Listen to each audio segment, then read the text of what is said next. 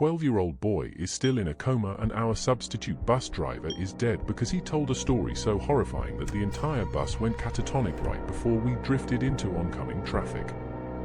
I only survived with my mind intact because I had my headphones on when he started talking. We were on a field trip, just a long drive with a dozen kids, and I was listening to my new Walkman while everyone else was shouting in the back.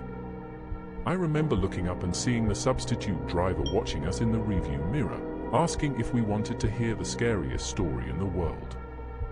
Everyone screamed yes, and I rolled my eyes as he said the story started on a county road, before I just turned my loom all the way up and tuned them out.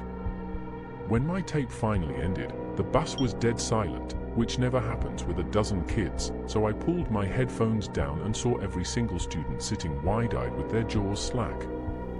I turned to my friend Isaiah and asked what was wrong, but his eyes just flicked to mine and he said in this completely flat, monotone voice that the driver told a scary story. I asked him what it was about, but he just stared at me, locked in this frozen trauma, and when I looked at the driver, his hands were rigid on the wheel and his eyes were completely glazed over. No one was moving, no one was breathing, and right as I shouted to ask what the story was, a horn blasted and a massive truck smashed into us because our driver had just stopped steering. The driver died on impact, half the kids were knocked unconscious, and the ones who woke up were just sobbing in the smoke. Days later I found Maria in math class and asked her what the driver had said.